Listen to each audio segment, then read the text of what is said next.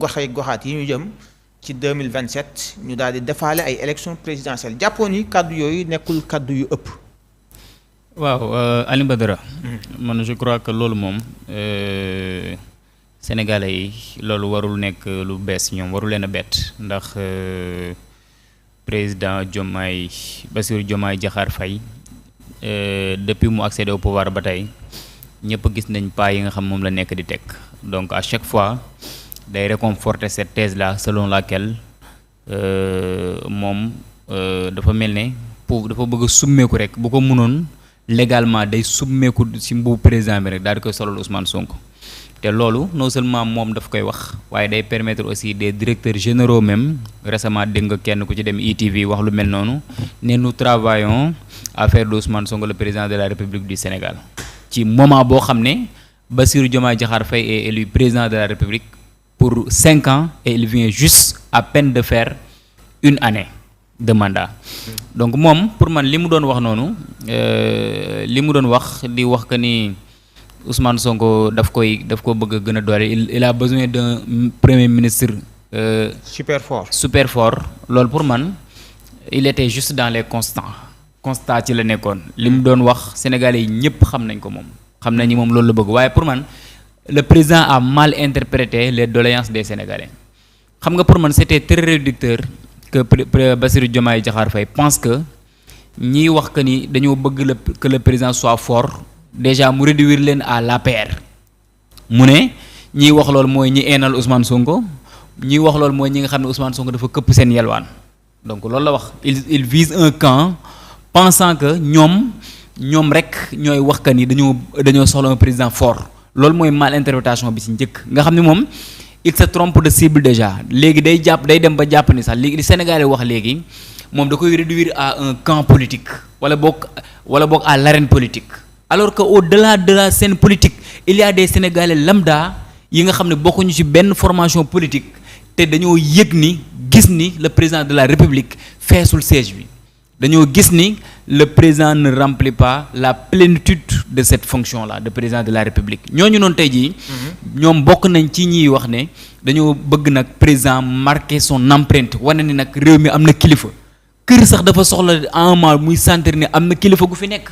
loo lewet loo laay biir loo bari yërmande loo jël say pouvoir délégué ko say doom ak say jarbaat ak say nangam waaye à un moment donné dafa am foo xam ne boo fa tollee moom il faut marquer le pas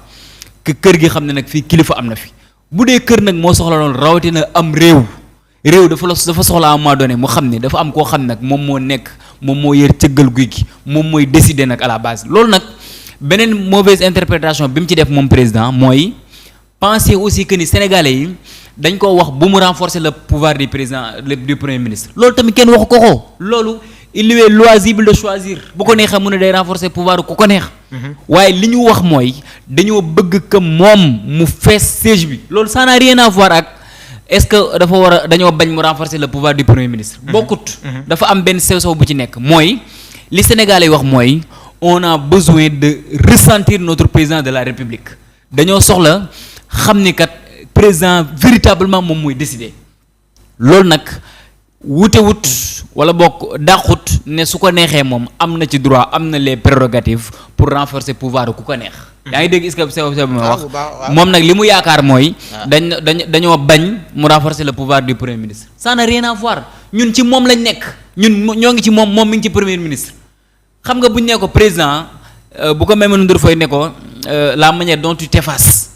mu ne il ne s'efface pas premier ministre pouvoir yi mu ko jox sax daf ko xeeb daf ko bëgg a yokk mooy moom il fait hors sujet wala boog il fait une dissertation à côté du sujet li ñu ko wax mooy moom ci jëmmi boppam mu fees siège bi ba nga xam ne parce que fauteuil présidentiel la ñuy wax kenn du wax canapé présidentiel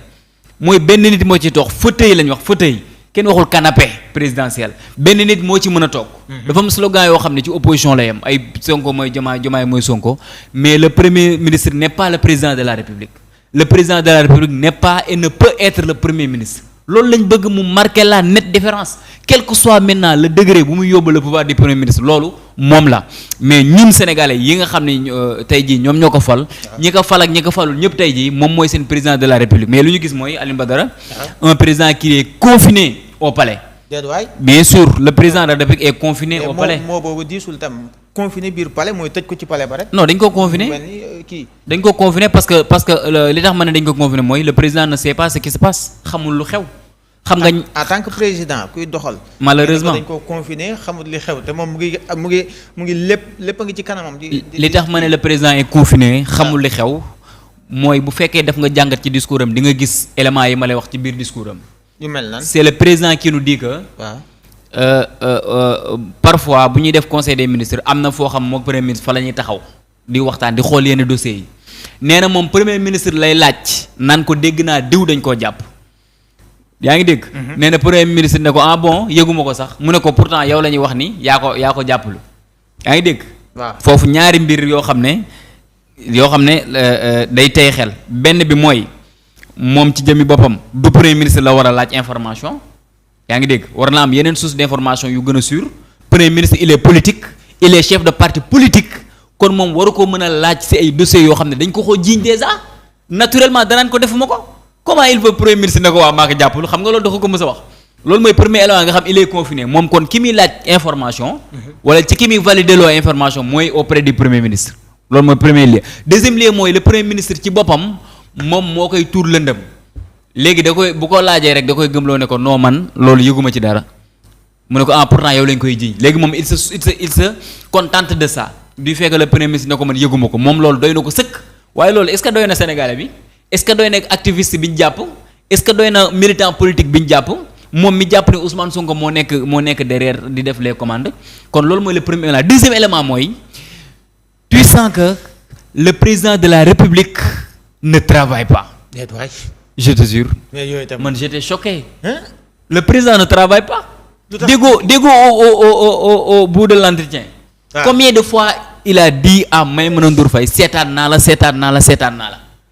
mais Maïmouna Ndour Faye deful émission yi gàtt de émission am yi lu si gën a néew 2 heures 3 heures 4 tours d'horloge lay def 4 heures de temps mais président Diomaye a le temps de suivre toutes ces émissions là ba bi émission bi am la veille de la fête d'indépendance seetaan na ko mooy émission Fadilou Keita def ndax mi ngi naan ko seetaan naa ki jiite CDC mu naan économiser na 100 milliards. au-delà de ça Maïmouna Ndour Faye mu ne ko une fois seetaan naa la wax nga lii mais amul droit seetaan en tant que mais président warul am jot boobu président passe tout son temps à suivre des émissions télévisées alors man mii rek laa wax suñu borom loolu nga ci déggee yow. non mais loolu la signifie.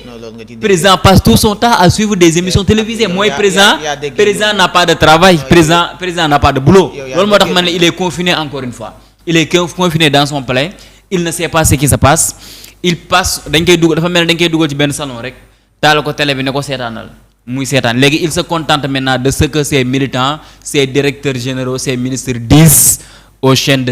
télévisées lii nag pour man bu nekkul une façon de montrer que le président ne fait pas son boulot man xawma lu mu doon man j'étais choqué de l'entendre une fois dire à Maïmouna Ndour Faye que seetaan naa la fii ci ay émissions yoo xam ne wax naa la encore une fois bi ci gën a néew dina durer 2 tours d'horloge te généralement 3 heures ba 4 tours d'horloge lay durer yooyu yëpp nag président moom am na temps toog man mii rek laa la wax man mi ñàkk solo mi à mon échelle yàlla xam na ni aw ma jotu toog di seetaan émission yooyu yëpp aw ma jot bi waxuma laa nag le président de la République ak li ñuy wax ne ñoom moom lañ fekk ci réew mi comment il peut trouver tout ce temps-là pour suivre ces émissions télévisées te sax leneen li mooy mais premier ministre ba militant mi di coow ba mu génnee di leen canaliser am na lu mu waxoon ci biir wax ji daf ne woon man du ma seetaan télé du ma suivre réseaux sociaux ne président de la République moom tamit du seetaan télé du suivre réseaux sociaux man mii à l'époque waxoon naa moom na waxal boppam te bàyyi Diomaye mais tey li Diomaye wax ni dafa ñëw contredire loolu mooy le premier ministre tey li mooy le premier ministre li mu waxoon ne Diomaye du seetaan télé kon pour man loolu c'est contraire à ce que Diomaye a révélé ce jour de l'entretien là donc pour man vraiment le président il nous a assez montré dans cette émission que ni il est confiné dans son palais et que aussi ki muy xaar mooy ki muy déglu tey jii mu koy valider mooy le premier ministre leneen li tamit mooy président il nous montre que fan lay jëlee information ci premier ministre au-delà mais aussi ci Fadilou Keita yaa ngi dégg c'est-à-dire à un moment donné la journaliste là Aïssatou Ndione daf ko laaj ne ko est-ce que mën nga ñu wax par des chiffres je dis bien. ba ngeen ñëwee ba tey ngeen ne yéen a ngi yaxanal ngeen ne ñi fi nekkoon dañ doon yàq dañ doon caxat-caxati waaye léegi yéen ñi ñëw ngir saxanal ngir économiser léegi wax leen ñu lan ngeen économiser ba ngeen toogee ba tey jox leen ñu chiffre. Le président était incapable de lui donner un chiffre xam nga lu mu ko wax. dafa erré vagabondé ba mu ne ko ah dégg naa sax Fadilou Keita nee na économiser na 100 milliards. léegi moom source officielle lu président bi muy jëlee information mooy Fadilou Keita c'est ça qu'il valide. D'accord. te Fadilou Keita est un politique, le premier ministre est un politique. donc pour man vraiment ce qu'on a c'est pas un président de la République mais personne ne comprend malheureusement. D'accord en tout cas man dama jàpp ne est-ce que